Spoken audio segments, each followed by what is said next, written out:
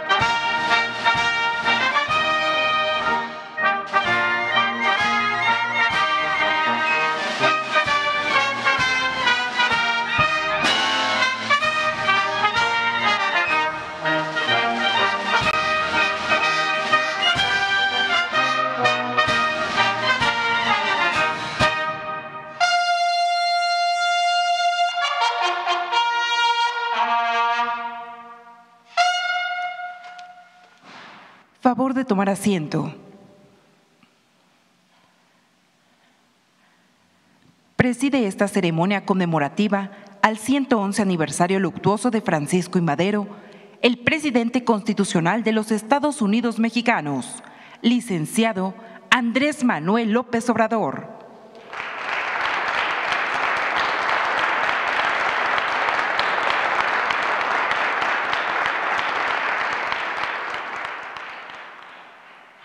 Lo acompaña la doctora Beatriz Gutiérrez Müller, esposa del presidente de México.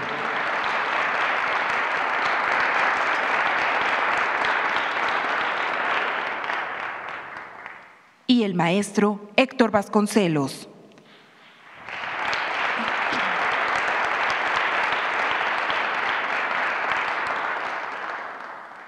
También nos acompañan integrantes del Gabinete Legal y Ampliado del Gobierno de México, representantes de medios de comunicación y quienes nos siguen por Internet a través de las redes sociales. Reciban todos la más cordial bienvenida.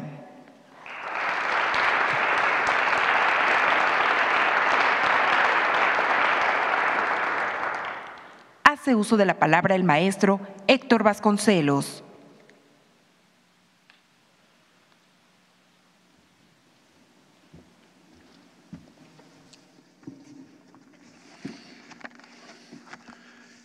Señor Presidente de la República, doctora Beatriz Gutiérrez Müller, señoras y señores, es por demás decir a qué punto me honra haber sido invitado a participar en esta conmemoración. Se ha escrito que las revoluciones producen más monstruos que héroes, más tiranos que verdaderos reformadores. La Revolución Francesa generó el terror y a Robespierre. La Revolución de Octubre pronto derivó en la dictadura stalinista. Lo anterior es cierto, sin negar en absoluto los avances incuestionables que ambos movimientos generaron en sus respectivos países y para el mundo en general. El caso de México no es la excepción. Fueron muchos los generales y políticos que se enriquecieron desmedidamente, estableciendo cacicazgos y cotos de poder en nombre de la Revolución Mexicana de 1910. Pero si existe una figura de aquella gesta que por el contrario se distingue de los demás y se enaltece a lo largo del tiempo, ese hombre es Francisco I. Madero. Los más distintos enfoques historiográficos coinciden en reconocer, al menos, algunos rasgos de su biografía. Madero es la única figura revolucionaria de primer nivel que, yendo en contra de sus propios intereses personales y familiares, corrió todos los riesgos en pos de un ideal que consistía en que por primera vez en su historia México se convirtiera en una sociedad auténticamente democrática. Esta posibilidad provocó el antagonismo de las fuerzas más retrógradas de la sociedad, que por cierto se reunían para conspirar en la representación diplomática de una potencia extranjera.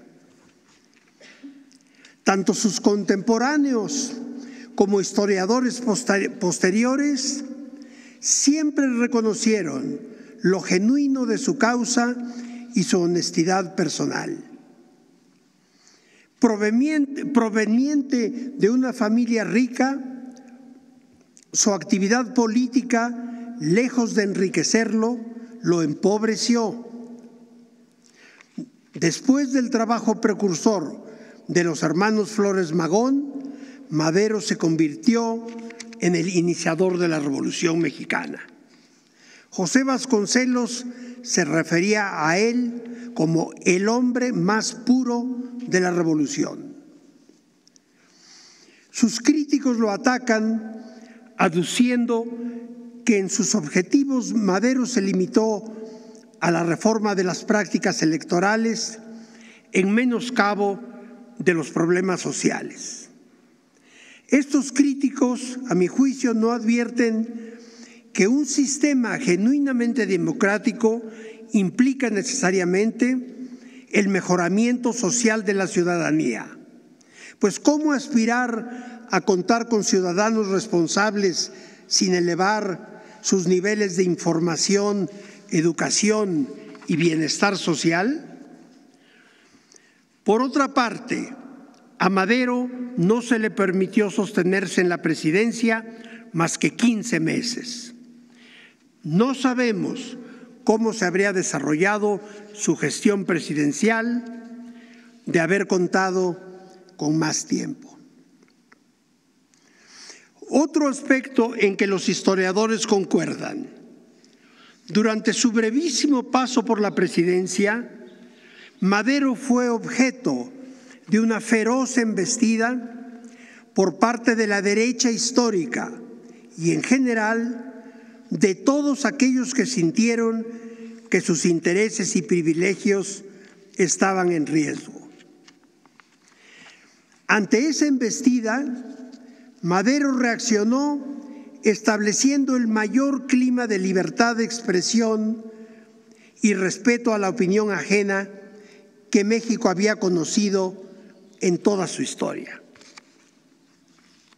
Para vergüenza suya, en ese linchamiento periodístico participaron célebres intelectuales, periodistas, caricaturistas e incluso artistas plásticos. México no habría de conocer un periodo de libertades civiles semejante hasta el advenimiento del actual gobierno. Es solo ahora cuando los críticos del régimen se expresan con la más plena libertad, incluso haciendo uso de la calumnia y la mentira, sin riesgo alguno para sus personas, sus trabajos o sus haciendas. Apreciemos las libertades que hoy disfrutamos y luchemos porque se mantengan en el futuro.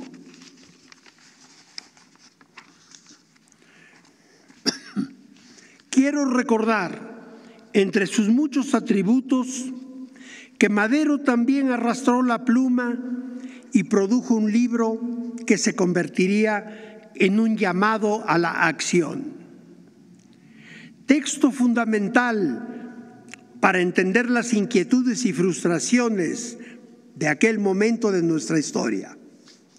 El libro La sucesión presidencial de 1910 se convirtió en lectura indispensable para todo el movimiento revolucionario y demuestra que Madero podía liderar tanto en la acción como con el pensamiento. Solo los grandes problemas nacionales de Molina Enríquez de 1908 tuvo una influencia comparable en los albores del siglo XX. Señoras y señores, hoy vivimos días en que la infamia, la calumnia y la maledicencia andan desatadas por nuestro país. En cierto sentido, siempre ha sido así. Las transiciones del poder son los momentos más críticos de nuestra vida política.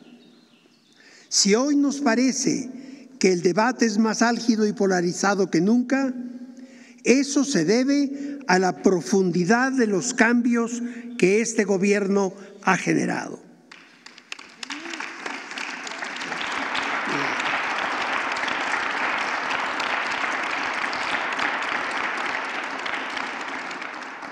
Pues no se trata de otra cosa que la confrontación de dos proyectos de país: el futuro prometedor versus el pasado desacreditado. Nuevamente se trata no menos que de una nueva disputa por la nación.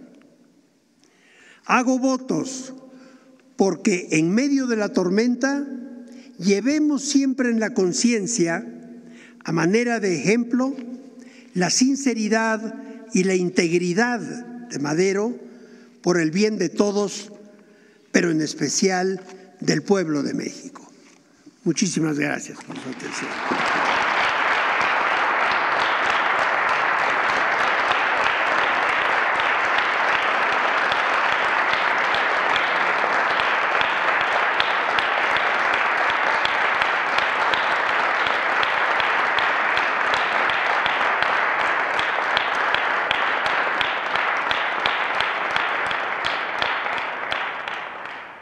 El presidente de los Estados Unidos mexicanos, acompañado de su distinguida esposa, la doctora Beatriz Gutiérrez Müller, y el maestro Héctor Vasconcelos, depositarán una ofrenda floral y montarán guardia de honor con motivo del 111 aniversario luctuoso de Francisco y Madero.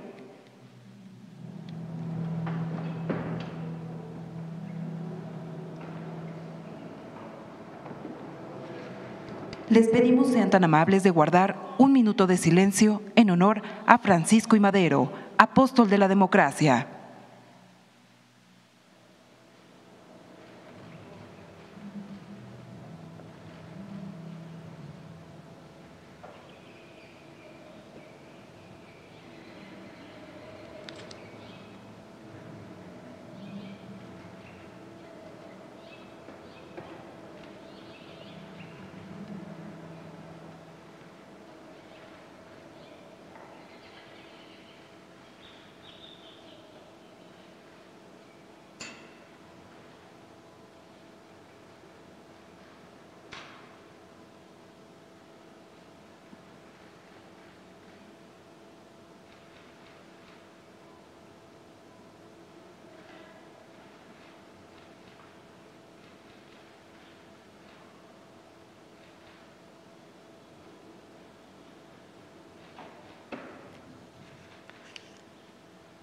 Se invita al señor presidente, a su distinguida esposa y al maestro Vasconcelos pasen a ocupar su lugar en el presidium.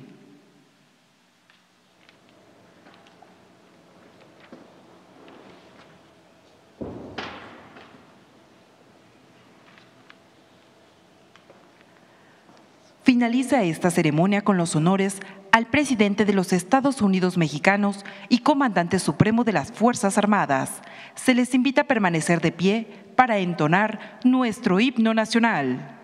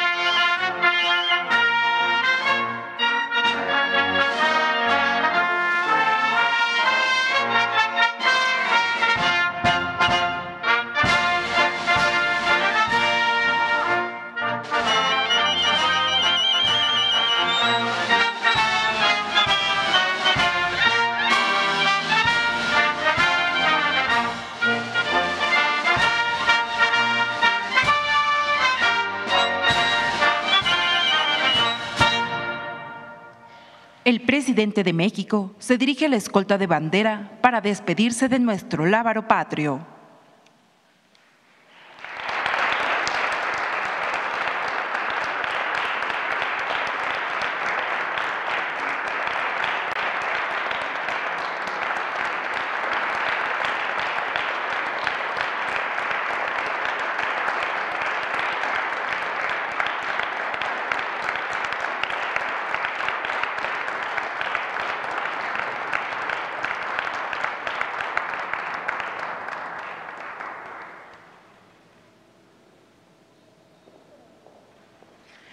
Se agradece la asistencia del presidente de los Estados Unidos mexicanos, de su distinguida esposa, así como de los funcionarios e invitados a esta ceremonia.